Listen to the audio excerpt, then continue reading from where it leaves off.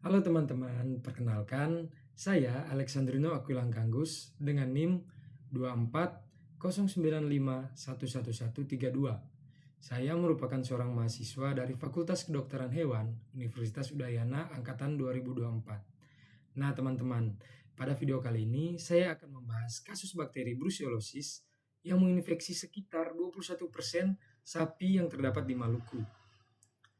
Nah, teman-teman tahu kan Pulau Maluku, di mana Laut Biru bertemu dengan hamparan padang rumput, dan peternakan rakyat menjadi bagian hidup sehari-hari.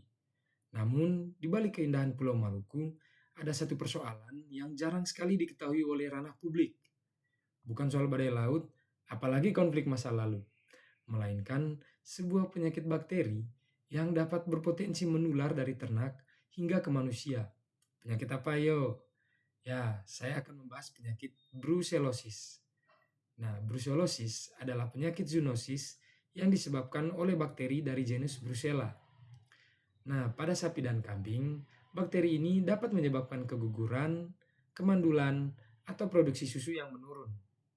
Nah, pada manusia sendiri, infeksi bisa terjadi melalui kontak langsung dengan hewan yang tertular, atau melalui produk-produk hewan seperti susu ataupun daging, khususnya susu yang tidak dipasteurisasi. Nah, di kawasan Indonesia Timur, termasuk Maluku, masalah ini belum sepenuhnya terekam, dikarenakan dari daerah-daerah yang jauh seperti Indonesia Timur itu jarang dilirik oleh media. Tetapi, masalah ini dan fakta-fakta lapangan dari masalah ini menunjukkan bahwa ancaman ini sangatlah nyata. Nah, sebuah penelitian di Kecamatan Leti, Kabupaten Maluku Barat Daya, yang merupakan wilayah yang termasuk ke dalam Maluku, menemukan bahwa dari 48 ekor sapi yang terdapat di 30 kandang rakyat, sekitar 27% dinyatakan reaktor positif brucellosis melalui uji tes Ros Bengal. Nah, data terperincinya yaitu pada desa Luhulei terdapat 16%, pada desa Batu Miau terdapat 10%, dan pada desa Tomra terdapat 6,6%. Artinya apa? Artinya kira-kira 1 dari 5 sapi di area tersebut mengandung bakteri Brucella yang bisa menyebar ke manusia jika tidak kita antisipasi. Lalu, faktor-faktor apa saja sih yang dapat memperparah situasi? Nah, faktor-faktornya itu dari kebanyakan peternak rakyat dengan hewan yang dikelola secara tradisional, sehingga pemeriksaan kesehatan hewan juga terbatas. Lalu, pengiriman sapi antar pulau atau antar kabupaten bisa memperluas penyebaran Brucella, bahkan sampai di kota Ambon. Nah, di kota Ambon sendiri, instansi karantina pernah menyatakan bahwa pemeriksaan untuk memastikan sapi bebas brucellosis itu biasanya dilakukan sebelum pengiriman. Karena penyakit ini tergolong zoonotik. Apa sih zoonotik tuh? Zoonotik itu artinya bisa menular juga ke manusia. Jadi, ini bukan masalah persoalan para peternak saja, akan tetapi juga potensi kesehatan masyarakat di daerah tersebut. Nah, pada manusia, brucellosis sering tampil dengan gejala yang spesifik, seperti demam berulang, keringat malam, kelelahan, dan nyeri sendi. Nah, gejala-gejala yang disebutkan tadi tidak tergolong spesifik kan?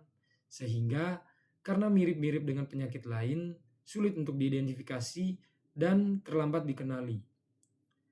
Lalu, penularannya itu melalui apa saja sih?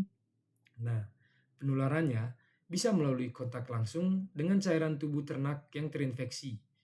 Nah, kan para peternak tadi masih tergolong profesional. Jadi, kemungkinan untuk bersentuhan dengan rahim, plasenta, atau cairan abortus itu sangat besar. Nah, melalui cairan tubuh tadi, kontak langsung pun terjadi dan terjadilah penularan. Lalu dengan cara lain seperti mengkonsumsi susu mentah atau produk hewan yang belum dimasak dengan baik. Nah, di Maluku, di mana pola peternakan dan konsumsi produk hewan masih tradisional, risiko ini cenderung lebih besar dan sangat nyata. Nah, dari hal-hal yang sudah saya bahas tadi itu, kerugiannya tak hanya soal kesehatan pada manusia, melainkan pada peternak juga, yaitu peternak harus menghadapi sapi yang keguguran, penurunan produksi, atau bahkan kematian ternak hewan ternak yang dapat berdampak pada kerugian ekonomi si peternak itu sendiri. Di komunitas kecil di Maluku, hal ini bisa mengancam penghidupan sekeluarga. Sedangkan jika manusia terinfeksi, masa kerja dan produktivitas bisa menurun, sehingga orang tersebut tidak dapat bekerja dan menghasilkan uang, yang dimana kembali lagi berdampak kepada kerugian ekonomi. Lantas, apa sih hal yang harus dilakukan oleh para peternak? Nah, hal pertama dan yang utama itu melakukan pemeriksaan kesehatan rutin pada hewan ternak. Lalu, apabila ada hewan yang keguguran atau abortus, harus kita pisahkan atau harus kita karantina. Lalu, hindari juga konsumsi susu mentah tanpa pemanasan dan regulasi yang cukup. Lalu, untuk masyarakat umum, masyarakat juga harus menyadari bahwa penyakit hewan itu bisa berdampak kepada manusia. Jadi, gunakanlah produk-produk hewan yang aman, menjaga kebersihan lingkungan, dan menjaga kebersihan lingkungan kandang. Lalu dari segi pemerintah dan instansi. Pemerintah dan instansi juga harus meningkatkan tingkat surveillance. Lalu meningkatkan edukasi serta sumber daya pemeriksaan untuk penyakit zoonosis seperti brucellosis di Maluku bagian timur ini. Nah, pulau-pulau yang indah di Maluku, kehidupan peternak dan komunitas lokal sangat terkait erat dengan kesehatan hewan dan masyarakat.